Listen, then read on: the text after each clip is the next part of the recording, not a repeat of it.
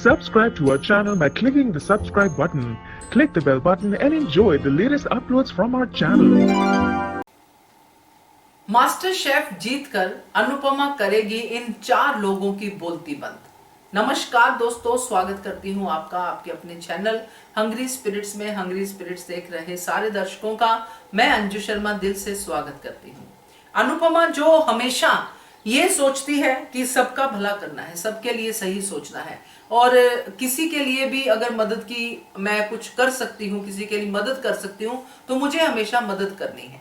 अनुपमा इस ट्रैक पे चलती आई है शुरू से ही। हमने देखा है कि हर किसी की मदद करने के लिए वो तैयार रहती है, मगर यहाँ पे जो लोग जिनके लिए अनुपमा इतना कुछ कर चुकी है वही लोग अनुपमा के बारे में बुरा सोचते हैं, अनुपमा की कामयाबी से जलते हैं, अनुपमा कामयाब ना हो इस बात की जो दुआ करते हैं। तो उन लोगों में 4 लोग तो बहुत ही प्रोमिनेंट है। तो चलिए इन चारों लोगों की हार और अनुपमा की जीत की बात करते हैं। पहले वही निवेदन, जिन्होंने अभी तक चैनल को सब्सक्राइब नहीं किया है कर लीजिए, साथ में दोस्तों बेल आइकन दबाइएगा ताकि आपको हमारे वीडियोस के नोटिफिकेशन मिलते रहे। अनुपमा मास्टर शेफ जीत जाएगी, जीत गई है, मतलब फोटोज तो शेयर हो गई हैं, बट एपिसोड में जब हम देखेंगे तब देखेंगे। मगर आज की कड़ी में आध्या ने भरपूर कोशिश की है कि मम्मी हार जाए ताकि इंडिया वापस चले जाए, और वो ये कहते हुए एक बार भी शर्मसार नहीं हुई। बड़ा गुस्सा आता है इस बात पे कि वो कहती है कि शुरू इंपॉर्टेंट है, आपका कंपटीशन इंपॉर्टेंट नहीं है। चलिए इस बात पे अलग से भी चर्चा करेंगे। मगर यहाँ पे श्रुति भी क्या कहती है कि बड़े बड़े शेफ यहाँ पे आते हैं मगर नहीं भी जीत पाते, मगर आपके लिए ऑल द बेस्ट है। मतलब श्रुति भी नहीं चाहती है कि वो जीते। तोशु तो है ही नंबर 1 मजाक उड़ाने वाला अपनी माँ का, और वनराज शाह, ये 4 लोग, आध्या, श्रुति, वनराज शाह और तोशु, ये चारों लोग कहीं ना कहीं ये मन में सोचे बैठे हैं कि अनुपमा तो जीतेगी नहीं।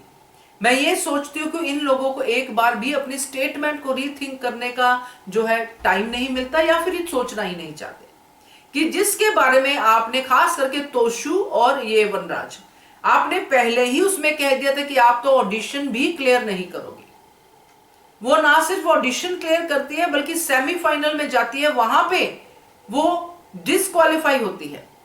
तो उसका डिस्क्वालीफाई होना, वो भी आपको ये समझना चाहिए कि सेमीफाइनल तक पहुंची, जिसको हम ऑडिशन के लिए भी काबिल नहीं समझते थे, हंसते थे उसके ऊपर कि कुजीन के स्पेलिंग तो बताओ। मगर वहां तक पहुंचना, फिर भी एप्रिसिएशन नहीं मिलना, और अब जनता की इतनी डिमांड पे अनुपमा फाइनल में पहुंच जाती है। तो इसका मतलब है कि अनुपमा को लोग इतना पसंद कर रहे हैं, सिवाय घर के लोगों के, सिवाय अनुपमा के बच्चों के। तो अनुपमा फाइनल राउंड जीत जाएगी।